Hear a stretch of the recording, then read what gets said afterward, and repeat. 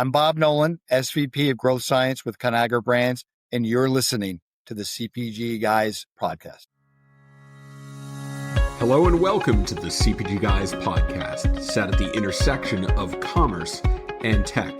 Your hosts, Sri Rajagopalan and Peter V.S. Bond, explore how brands and retailers engage consumers in a digitally driven world. And now, here are the CPG Guys. Hello and welcome to this episode of the CPG Guys podcast. I'm, of course, Sri, your co-host and also CRO, co-founder at Think Blue Consulting, your trusted partner in your omni-channel development journey, where you can get in touch with me at Sri at thinkblueconsulting.co. Please do listen to my older daughter's music at www.riaraj.com. Follow Lara Raj, my younger daughter, is a member of the world's largest global girls band, Cat's Eye, double Grammy nominee, just performed at Coachella, and what a wild weekend it was. Where Lara also got to DJ multiple after sets. And this guy, believe it or not, was up till 6 a.m., 3 nights in a row, 2 weekends back to back, and I'm paying the price for it. But joining me today is my co-host and co-founder, Mr. PVSP, who also moonlights as head of industry and client engagement at Flywheel, Commerce Acceleration Division of Omnicom. Mr. Bond, you had something special going on last weekend. You were buying golf clubs. Tell us all about it. My daughter, Nadia, who's 7, came up to me a week and a half ago and said, Dad, I want to learn how to play golf. Apparently, her best friend has an older brother who competes in tournaments, and she saw them on TV, and she's like, if I did that, could I be on TV? And I'm like, yeah. And she's like, Daddy, I want to play golf. So we went off to Dick's Sporting Goods, and it was fascinating because she writes with her left hand, Sri, but we didn't know, does she swing left or swing right? So we went to the golf section and I posed this to the expert there, and he goes, we have a way to solve for this. Follow me. And we walked across the store to the batting cages, and he put a softball on a tee and gave her the bat and stood on either side. And he said, take a bunch of swings and tell me which you like better. And she clearly hit for more power from the left side and showed a level of comfort. And he goes, she's a lefty. Okay, now we know what kind of clubs to order her. So we have a set of clubs. They're in the color she liked. That was very important to her. And we've already set up golf lessons for her, Sri. Very excited about the journey that is about to begin. I hear the level of scholarship available for golf for females is a 5:1 ratio versus men. So I can see the preparatory classes already beginning 15 years out, 13 years out. What is it? 12 years out? Yeah, about that. And, so one of my colleagues at Flywheel had said to me, Peter, there's this actually really cool scholarship called the Evans Scholar that gives you 4 years, full tuition, room and board, books and everything. And it's a caddy scholarship. It's called the Evans Scholars. And I'm already doing my research on that. So yes, there are huge opportunities for scholarships coming from the golf space. So that's a nice thing to know too. Would you or I qualify for the caddy scholarship? Or I think we are. I think, we did watch Caddyshack back in the day. So I think that may either qualify us or disqualify us, as the case may be, Sri. Again, what does he do? He dates us. But in any event, make sure you're subscribing to our podcast on your preferred listening platform. We can get our latest episodes and go back and consume some of the 590 plus episodes we've already published, which means, folks, we've got a blockbuster episode 600 coming up soon. But let's jump into who we've invited on the show. This is a very special episode. We've been waiting years to do this one. And we got a great conversation lined up with a leader who's helping shape the future of one of the most essential categories in retail, needless to say, food. We're joined by none other, straight as a follow-up from his presentation at CAGNY 2026 down in Florida, Mr. Bob Nolan, who I have actually had the pleasure of working with together at PepsiCo back. Now, it's been a good 20 years, but I remember those days we were insights, geeks, and nerds together on one team. Yes. And he's now with Conagra Brands, a company behind some of the most recognizable and trusted brands in the grocery aisle. Bob brings a deep perspective on how brands stay relevant, how innovation actually lands with consumers, and what it takes to win in today's rapidly evolving retail landscape. From navigating shifting shopper behavior to driving growth across iconic portfolios, Bob's got a front row seat to the challenges and opportunities defining CPG right now. We're excited to dig right into it. Bob, welcome to the CPG Guys. What a pleasure to do this with you finally. It's always been my dream. I follow your content ravenously over time since you first launched about 6 years ago. I also follow all of your posts. My favorite post you guys do, no offense to you on this, is your daughter stuff. I cannot get enough. At first I was like, why is he posting this? And now I'm absolutely hooked at it. I read every one of them. I look at all your pictures. I love your backstage, all the crazy stuff you see. I mean, so keep doing that. Keep doing this too. This is wonderful, but I love that. Did you see the latest one? She made my dream come true. 9 Inch Nails is one of my favorite bands. Saw that, He yes. had me hang out with Trent Reznor, which kind of made my Coachella. And especially since he called me out when he was singing on stage. But Bob, we're honored that you've given us the time today. This one, as I mentioned, we've been waiting for it. So hopefully we're able to coach the world on how to think from a demand science perspective. But in the digital liner notes of this episode, we'll include links to your LinkedIn profile and, of course, Conagra's corporate websites for listeners to access while we go on with our conversation. So I'm going to jump right into it, Bob. Obviously, the first one, I'm going to start with something we observed at CAGNY. You famously shifted your entire insights budget from traditional validation, which used to be classic syndicated data, get the share data, things of that nature. 9, 10 used to be, back in the days when you and I worked together, it was 3 weeks behind schedule. And it was really checking what has already happened and cannot really be altered in any short duration. What was the breaking point, Bob, in the industry where you realized that asking consumers what they wanted was actually leading the company towards failed launches, incorrect launches, or simply not satisfying from an insights perspective? As you know, I come more from a customer orientation background, category management, customer insight, shopper, all those things. And, if you're in that world, it's very much about the real evidence. What's the real behavior? What's the real data say? Customers have no time or patience for nonsense stuff, right? So I think I grew up my whole career on that side. And I think when I started to switch over and the company gave me more responsibilities around brand insights or shop or consumer insights, I had those same questions about hey, how are we getting a better outcome from this research? And we did all the stuff everybody does. We did all the focus groups. We did lots of survey work. We did the product concept testing. We did the pre-testing and advertising. You name it, Conagra was doing and spending money on it. But the business results were terrible. So we quickly, realized hey, we're spending all this time and everything's telling us everything's great. Products are all top box score. Consumers love it. It's exactly what they want to see, but the results weren't there. We've always done this research, but it's been no predictor of the outcome. It keeps telling us it's all wonderful. And then all of a sudden things fail. So they had a frustration. They didn't have answers.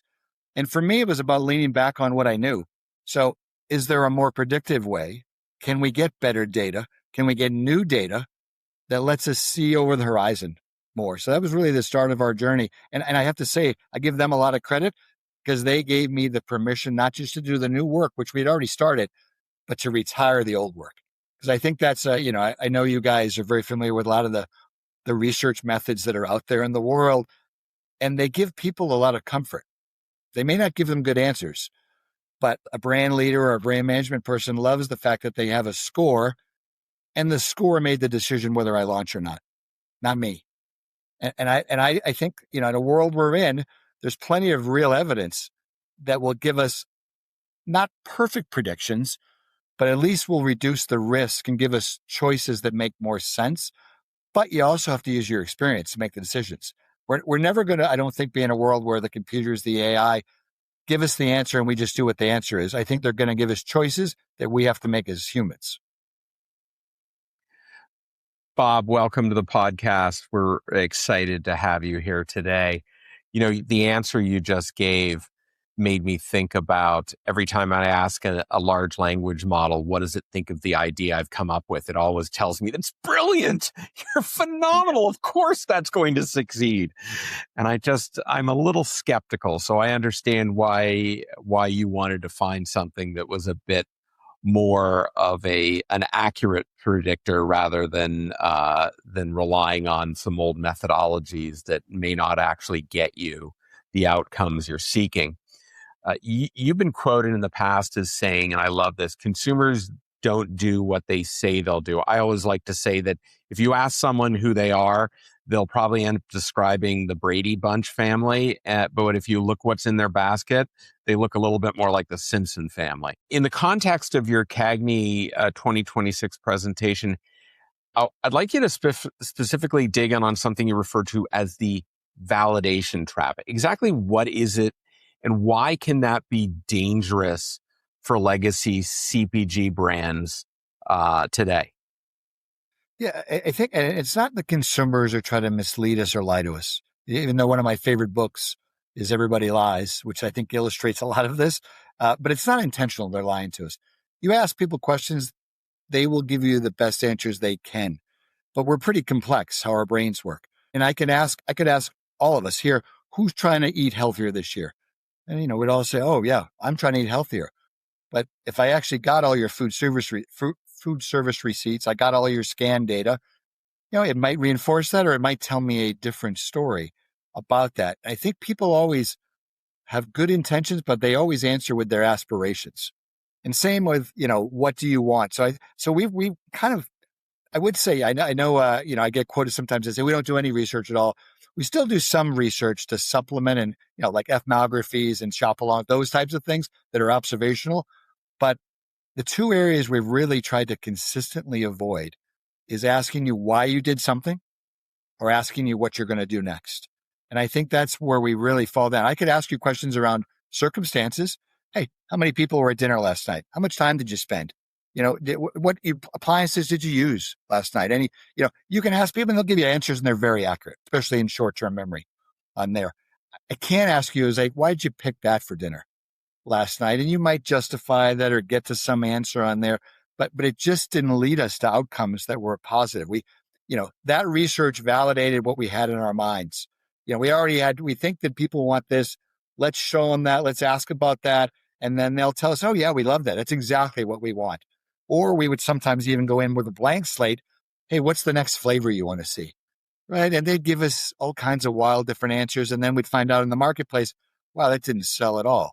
I mean, so, we didn't cut the budget to nothing. We got rid of the 15 million of traditional research and we used all of that money to buy the data. And that money funded us to get all the food service data. I have all the menu data. I have all the other channels, like the things that I didn't have before, like the natural channel.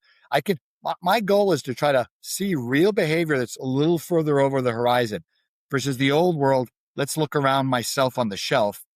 Oh, what's Nestle doing? What's Kraft doing? And then let's just, they know something. Let's get into that. That doesn't lead to an outcome that, is going to grow the business. Bob, before I jump into the next question, panel data, consumer panel data, survey-based data is so popular in the industry.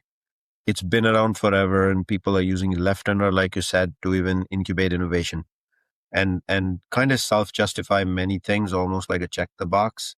What I hear you say is the consumer doesn't do what they say on those panels, not 100% of the time, but in most instances. Because if you look at the actual receipts, etc., the story says something else. What is the future of consumer panel data? Is there a role for it, or is it slowly, you think, will phase out over time? I think the traditional attitudinal parts of those will phase out. They need to phase out. They're not useful. Right? When people self-profile their interest or what their aspirations are, that's not useful. I do think panels play a role. You already kind of hinted at it. The idea of someone scanning their receipt, because the receipt is the evidence of what they've done. I think those panels, as they've grown in size, I think of, multiple companies that are providing those. We're always using those data sets to drive what we're doing. There's use in that. Because what's missing from the scan data is who are they? How does it look longitudinally over time? Right? I want to know a household for the year. I don't want to know them just for one basket. I think there's definitely use of that data, but it's got to be grounded in real behaviors. And that could be food service behaviors, scanning those receipts. It could be grocery stores, could be all the e-commerce receipts, right? All of those I think are reliable. And we could profile the people, because those are facts, who you are, how old you are, who's in your household, all useful. But I think us getting rid of all that other noise that's in there of asking them, hey, what was your motivation in the moment when you bought this basket? Or what was your goal on there? It just doesn't, in fact, if anything, I would say it misleads you down the wrong path versus giving you something that's predictive.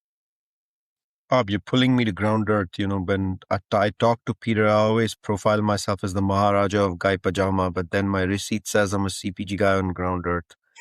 But in any event, One of your biggest wins was identifying the bowl trend, which is the healthy choice power bowls via behavioral data, while the rest of the industry was still going the old way with trays. How would traditional validation have killed that multi-million-dollar insight and the outcomes you ended up getting in the marketplace? Yeah, if you were using just the scan data, looking at the category, looking at the aisle, you would have said there's pretty little evidence that bowls make sense, right? All the big behaviors, all the time. If I pulled the top 10 SKUs, they were all traditional trays, right? And some of them are ours, some of the competition. And you would have said, hey, there's a lot of risk us doing something that's not being done. And we had a lot of work that had to go behind that, like supply chain, making a bowl is a little different, right, than doing a tray. Adaptable, but, not the same thing. So we would have certainly said none of that makes any sense. But that was the year we moved to the merchandise mart. If you've ever been to the merchandise mart, one of the largest buildings in the world, the second floor is where the food's at. And we would go down and for lunch and the food, and this is observational research, and everybody was selling the food in bowls, mixed dishes. I mean that's when Chipotle was really catching on fire, starting to rise. That's how people were eating. That's how the younger generation certainly eats. And then we just need to find, okay, how big is that? What's the behavior? And that's getting that restaurant data. For us, we buy everything in food service. We buy all the menus across all segments, from restaurants to QSRs to fast casual, and we mine that. What are the dishes? What are people customizing on the dishes? What are the top proteins and flavors in there?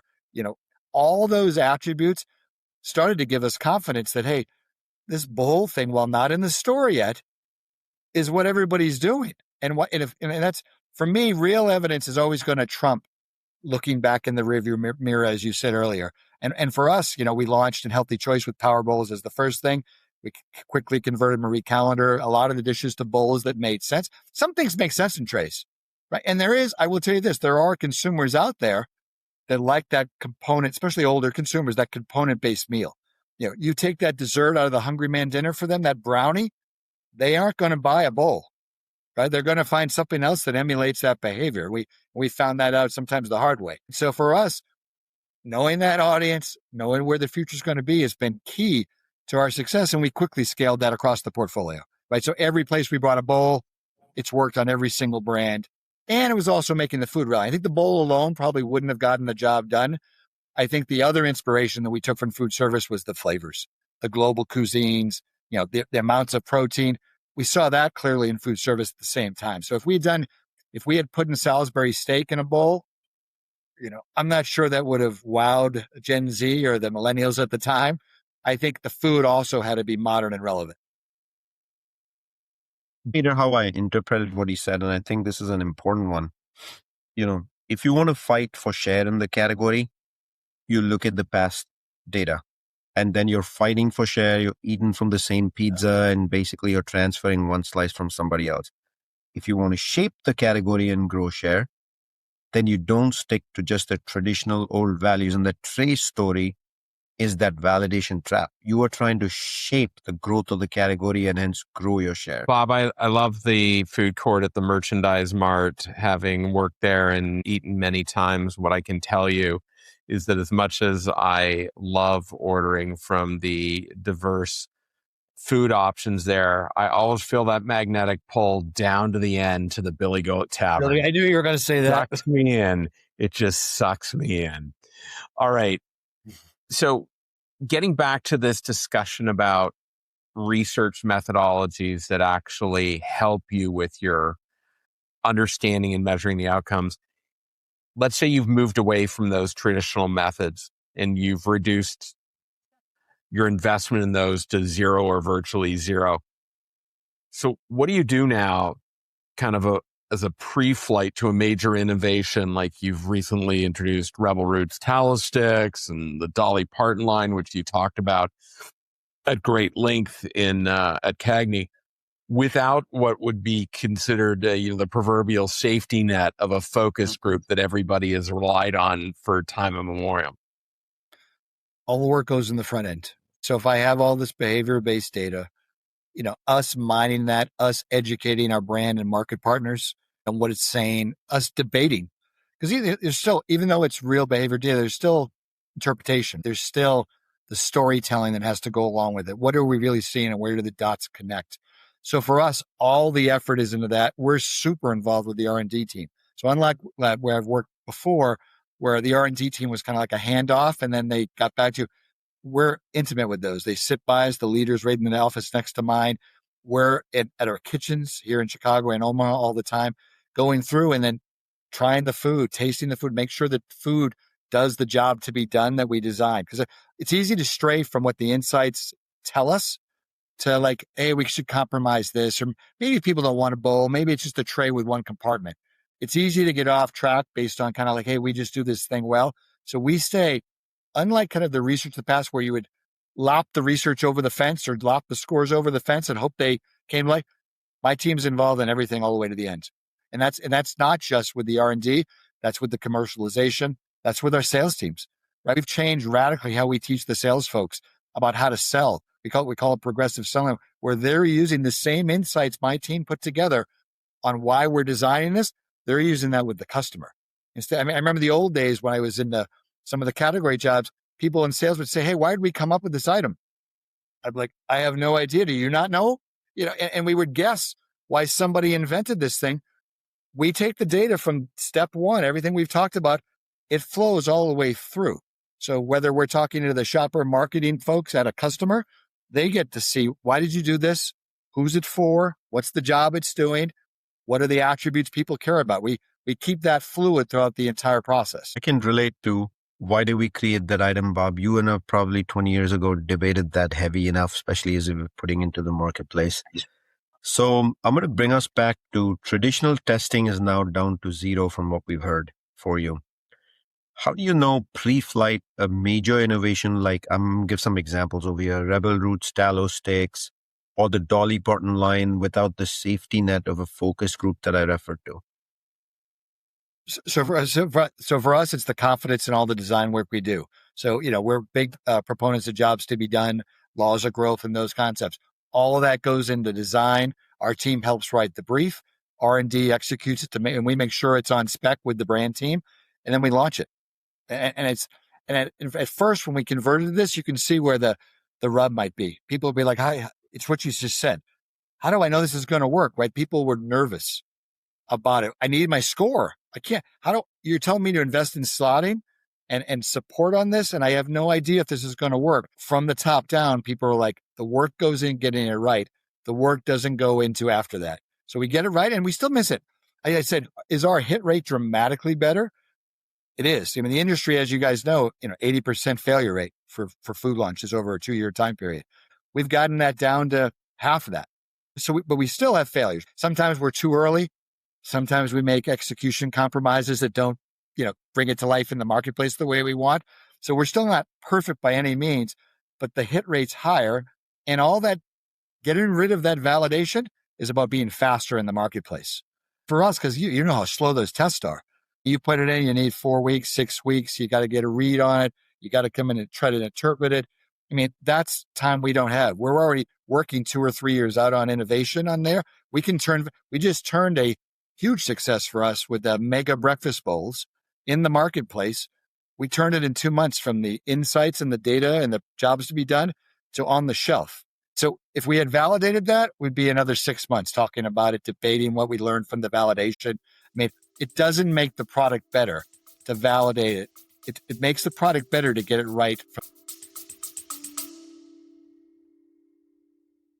At the CPG Guys, we're excited to partner with today's sponsor, Confido. Think about how many different workflows your team is managing right now. Your sales team is planning promotions in a spreadsheet. Your finance team is manually managing deductions from a dozen different retailer portals. Your ops team is building forecasts in a totally separate tool. And when something changes, a promotion shifts, a big deduction comes in, nobody finds out until it's already a problem.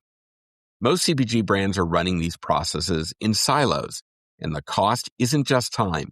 It's the decisions that don't get made or get made on bad information.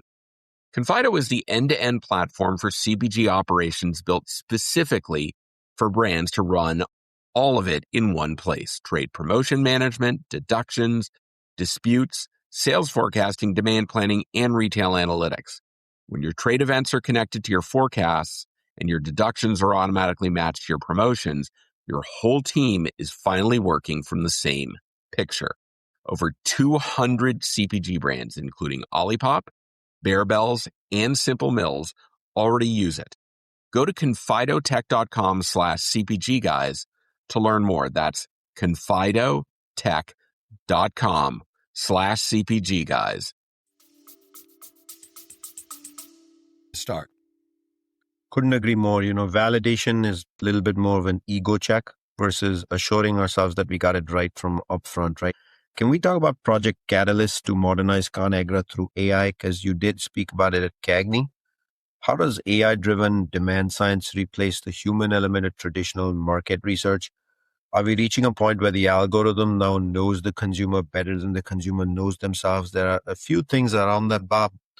The LLM is directly married to the quality of the data that feeds into it. Yes. So have you all gone through the challenges of already creating the right data sets with privacy and security around that? Yeah, so we've kind of gotten lucky that the AI came when it did, because, as we've been talking, we've spent the last 8 years building that data foundation, right? Because the AI is nothing without the data and the quality of the data, how it's stored, the cleanliness of it, because a lot of data, as you guys know, comes in pretty crummy from the different suppliers and stuff. So that's been our bread and butter, using this data to make decisions, right? So we've been building that foundation for a long time. So about 3 or 4 years ago, as we started to acquire every data set we could get our hands on, it started to get harder for people to connect the dots, right? I can take 2 or 3 data sets, triangulate them in my brain, kind of, dig in, roll my sleeves up. And that's worked pretty good for us. A lot of these, we talked about the bowls. That's how we did it. But we've got 10 times the data sets. We're mining the video data from Instagram and TikTok. We've got all the reviews data from all the different retailer sites, right? We've got so much more unstructured data that it's become pretty hard for folks to sort through it all and you really get into the nitty gritty and see the patterns any longer. So that's why we started down the AI journey. I said 3 or 4 years ago, brought in, we're the ones that pushed the company we put a team together on my team that was going to help lead the way on this, because it's new technology for most folks. And that team pushed the company to get ChatGPT in-house, behind the firewall. So the data is protected and safe, but we can still benefit from this outside world, as well as all the data we've acquired. And we've been using it the last 2 years to assist us in design. So, it would be more like still humans powering through, and then the AI has been a check. But I can say these last 2 years, we kind of flipped that around, where the AI is giving us the first pass on all the innovation and stuff. And then we still, do a lot. It comes down to the skill of your prompting. So you're digging in and iterating. It still doesn't give you answers step 1 that are ready to go to the market. It gives you areas of interest. It gives you some direction, but you've got to prompt it to get it closer. And then we'll still throw other data against it to say, okay, and part of this is also that our team's really been focused on how do we have a clear box from the AI. So as we've designed, we have a project called PI, so our product innovation engine. And it's not good enough for people to say, the computer said this is the item. They want the backup and the story still. So we've designed a lot of this interface for us where you can still then click and it says, these are all the evidence pieces that got me to this conclusion. Because they still have to sell it a little bit. You've got to get management aligned. You've got to make the sales guys feel confident. So we've tried to be using the AI as much more of a clear box support tool, with humans still in the driver's seat to make the final decisions based on their experiences and based on the volume of evidence. A reminder to our audience, we're speaking today with Bob Nolan, SVP of Growth Science at Conagra Brands. Over to you, Peter. Bob, I love hearing that you are using AI and large language models to take advantage of very rich data sets like customer reviews. I've talked about this on the podcast in the past, but I'm particularly drawn to one study that was done by a couple of professors, one at MIT and one at Northwestern, that hypothesized that just about everything you get from expensive focus groups, you could probably get by just reading reviews at Amazon. So they took 6 categories where they actually had focus groups and compared to the reviews. And what they found consistently is about 97% of the concepts that were surfaced and prioritized during the focus groups were available in the reviews. And so it's all out there. It's Absolutely. Just your ability to collect, manage, and analyze it. And why not take advantage of that? So to follow up with on Shree's question about demand science, you've spoken about it being a key growth driver. How does moving away from validation allow companies like Conagra to be more provocative and actually take risks that traditional research would have said, no, stay away, danger, Will Robinson? Yeah, I mean, I think part of that's driven by the changing world. As you think about the new generation and what they want, you heard me talk a lot about how this Gen Z is really different in terms of what they want in food, even though their purchasing power is smaller, right? And it's easy. I think in the past we were always like, let's find the biggest behavior and let's go into that because there's probably a lot of room for people in that one space. But the reality is that's still very backward looking, right? For us, you want to get to new demand. That is finding those smaller pockets. It's finding the channel launches, getting the quality of data so I know what's happening in dollar, club, e-commerce. That granularity of data helps give us confidence on some of these launches, even though the behaviors may be smaller today. Right. And that's with the bowl. It's back to the bowl question is, the behavior at the time was small in retail sales on there, but the evidence was strong. And that for us to have good conviction on jumping into something, especially if it's a newer thing. I mean, you mentioned the Rebel Roots, the tallow fries. I mean, the evidence on tallow is up 1,000%, but it's this big. It's still very small, but we know there's an audience that loves it. We know there's certain customers, especially, some of the more modern customers that are leaning into it. So it gives us enough evidence to say that, hey, this is on the part of the upswing. Can I tell you, is it a fad versus a trend? Maybe too early to know that. But I know if you can get it in earlier on things that are growing, you'll have a better outcome versus waiting until they peak and are coming back down the other side. And we'll take some risk on those. Right? And because we've retired all these other metrics, the company and the leaders have gotten more comfortable using that evidence to feel good about the decision. And it took a while. It took us, I would say, 2 years because we would bring people from other companies in. They're like, hey, where's my score? Are you giving me that? And the culture really had to change for us, for people to say, I don't need that. Give me the right evidence and let's debate the evidence and then have conviction when we're going to do something. And if we're not 100% sure, if we think we're on the earlier part of that adoption curve, let's make it a channel launch. Let's find a customer to partner with. We can minimize the risk. I think big companies like us in the past were like, we've got to sell it to everyone and we got to sell it everywhere. And that world is gone. Long gone. If that's the start of your conversation, you're not going to have trouble growing because that's not where the growth is going to be. As all the bifurcation of income level that I've talked at length about, the different generational changes around ethnicity and global foods and cuisines. You've got to think about what's the demand, what's it going to be, and how do I get in at the right time? And speaking of where the growth is going to come from, and the completely changed demographics of our country over the last 10, 20 odd years. Yeah. We've heard you use data from Whole Foods and Sprouts to predict what will happen in traditional grocery like Kroger and Walmart 2 years later. Is it fair to say the natural channel therefore becomes a new version of a test market, and how does that data flow actually work? Yeah, we kind of have I just hinted at it a minute ago, we have this product evolution curve that we use. So we try to take every food trend, whether it's an ingredient, a new attribute, a new type of cuisine, and we kind of plot them across this curve.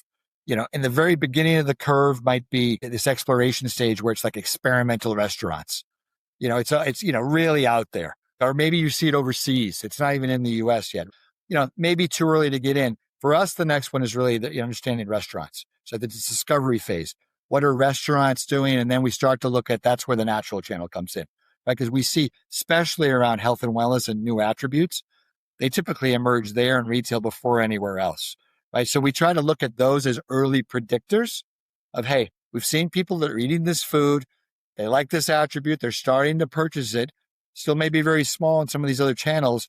And then we try to extrapolate the rest of that curve. Some things will die there. They'll get to that point and they'll go right back down because they were a fad. But other things will sustain from there and keep growing over time. So you think about, protein really started in, restaurants first. Yeah. You think about the chicken craze. Chicken restaurants started rapidly growing because the food was interesting and provocative, but also people are looking for more protein overall. So what does that mean in the food world? How does that translate to what we're doing in here? Overall, that's the key for us. We're going to get dark again. So for us, I think the natural channel, restaurants, things that people are experimenting more with food before they get to retailers, where we spend all our time. We'll look at fully competitive in the current world. Hey, are we missing a size? Like PPA. PPA is a lot about fully competitive, right? Accessing channels. Our old employer, that was their bread and butter, right? Getting the right size, the right place at the right time. We still do that work.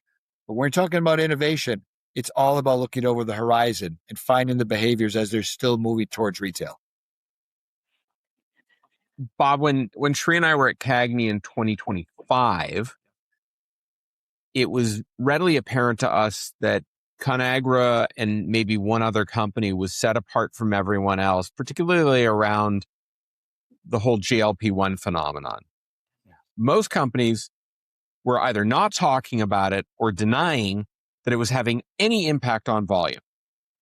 You guys took it head on and said, no, we're reformulating our products to focus on the benefits. And to that end, it was like you positioned Conagra as a beneficiary of GLP-1 drugs rather than a victim of what was going on.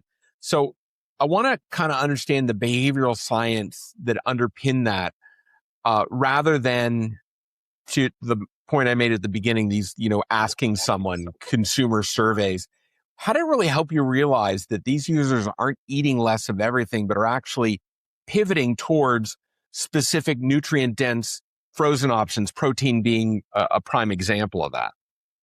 You probably both remember that November of 23, there was an article that came out and they had surveyed consumers who were on the drug. And they said, hey, what are you eating less of? And how much do you think you're eating less of it? And it was like the end of the world. Like, hey, I'm eating 30% less sweets. I'm eating 40% less snacks. I mean, and I remember the market that day in the food sector wasn't great. And we quickly regrouped it and said, hey, that's obviously not how we would find the evidence on that. And we quickly, it was on our radar, certainly, right before that. But we quickly pivoted to, was like, how do we find the real answers on this? Where's the evidence out there?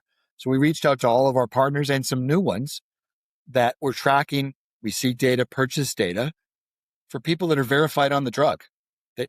What they were doing before, what they were doing on the drug, and if they come off the drug. Because a lot of people don't stay on the drug, right, for a lot of reasons.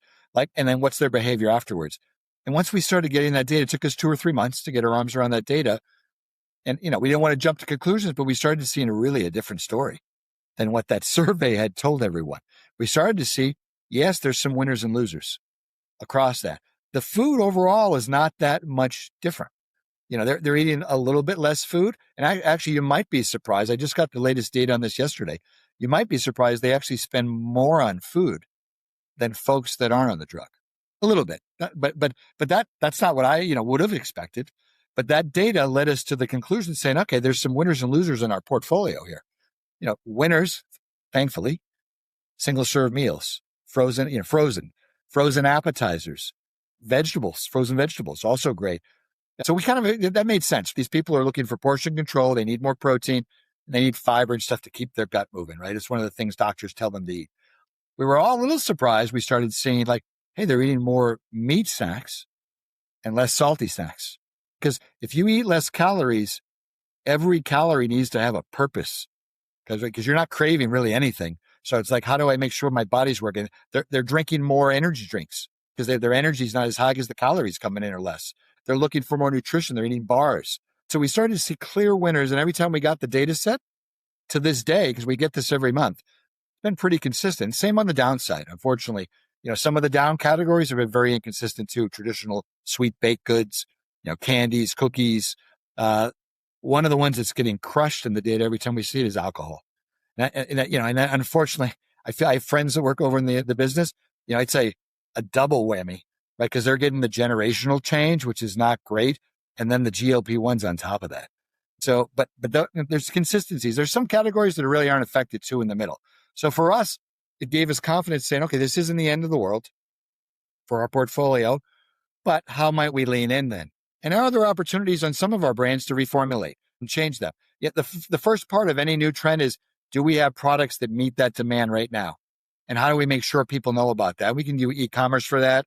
We can use a lot of online digital marketing.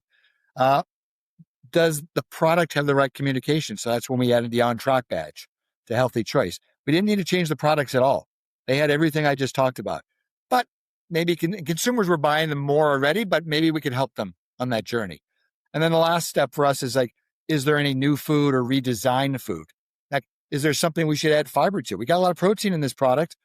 Those folks could use 5 grams of fiber. That helps them also. So we have been looking at the innovation part also. But, for us, it starts and ends with the data.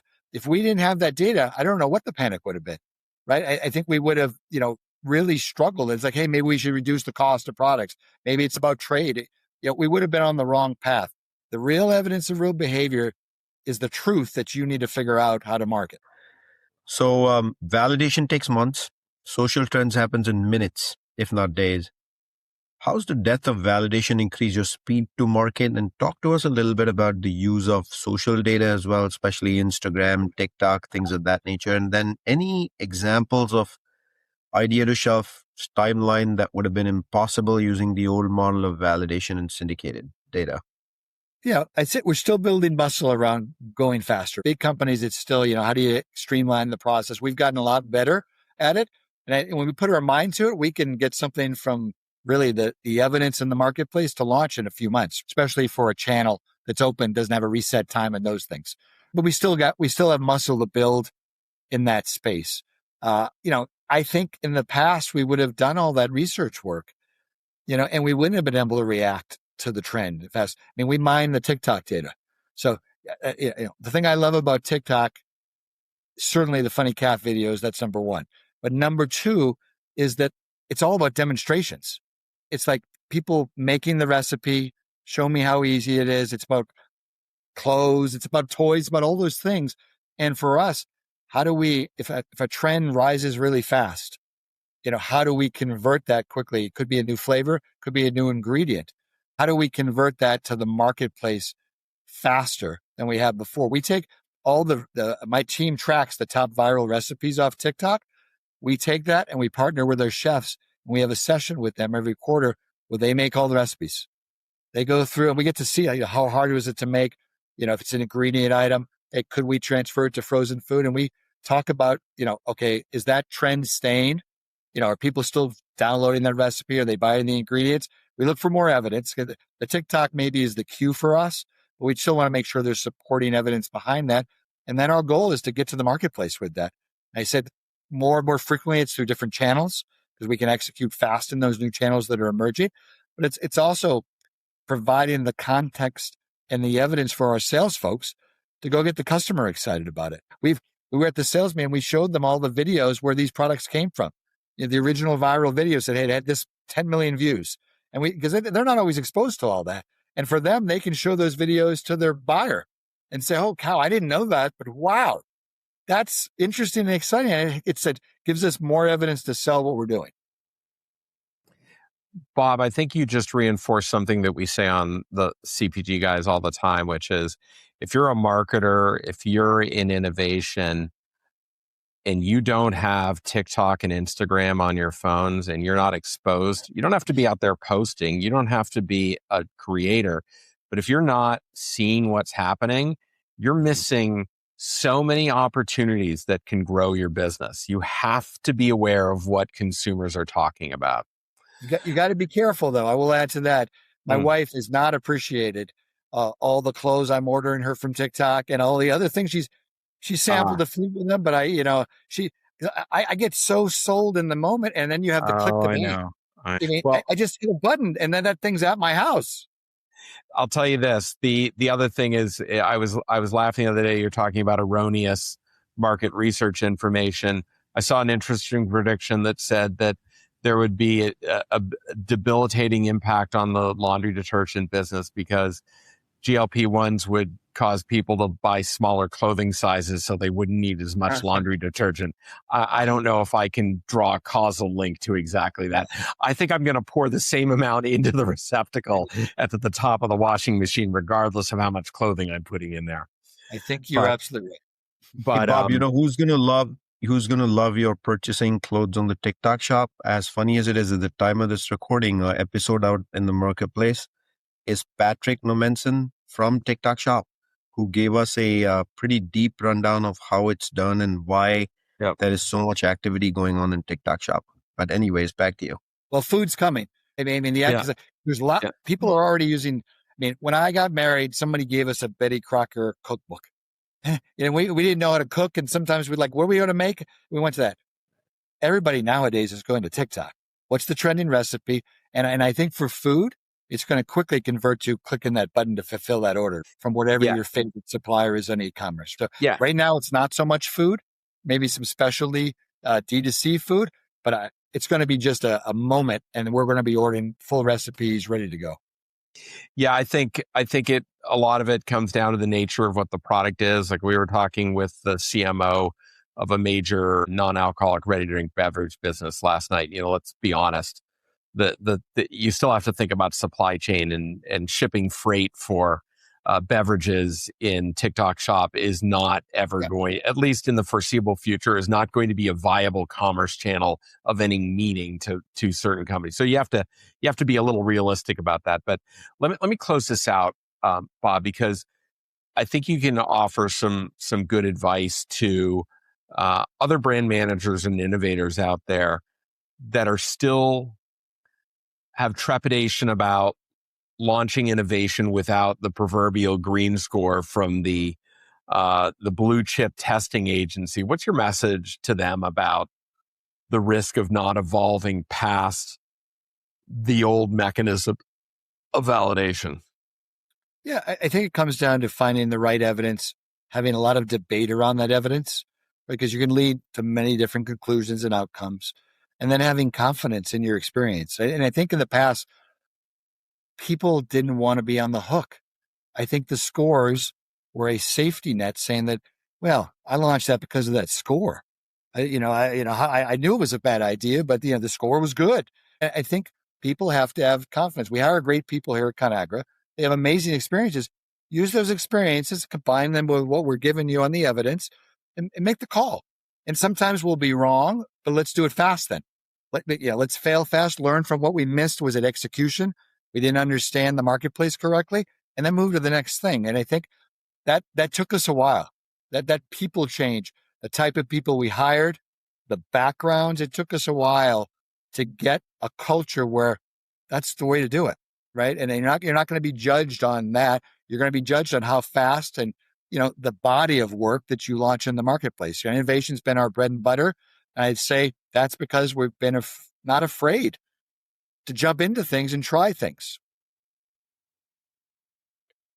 But let me remind our listeners, you can find all of our content by simply going to a web browser and typing cpgguys.com at the URL. That easy. If you or someone you know has something to contribute to this ongoing discussion on the CPG Guys, please do send us an email at contact@cpgguys.com. To our audience, I want to thank you for the clicks, likes, comments, direct messages, meeting us at trade shows, coming to our events, recording episodes with us, and our sponsors.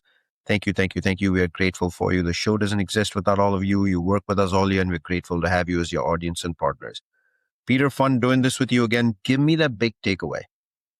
Yeah, Sri, it's, I think about how much we live in interesting times, and the fact that if you, with all the change transpiring, how we consume media, how we connect with other people and the people that we trust, how we consider items for purchase, it's just so changing rapidly that if we as marketers don't recognize that legacy mechanisms of validation may not apply to the new world, and we aren't constantly challenging how we inspect what we expect, we're not going to get outcomes that are truly reflective of where growth opportunities are. You've got to be willing to question whether methodologies are appropriate given all the other things that are changing around us. Yeah, fairly straightforward, Peter. End of validation science, history, birth of predictive science. As Bob says, it actually happened a couple of years ago. We've seen him a few years in a row at CAGNY, kind of using predictive science. To all of those people in Insights listening, and Peter, you and I at the time of this recording will be keynoting at the Ignite CPG Insights Conference on May 5th. I mean, we're going to take the playbook out of what Bob said.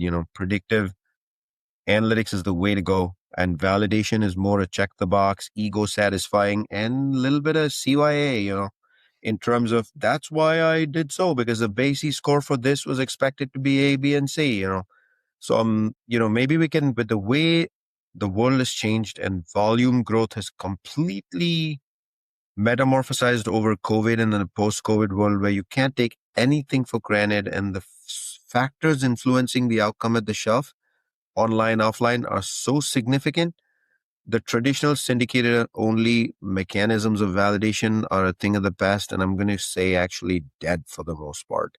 So, Bob, pleasure and an honor having you on the podcast. We certainly enjoyed it. Thank you for joining us. Thank you. It was always a dream of mine. That's a wrap of this episode of the CPG Guys.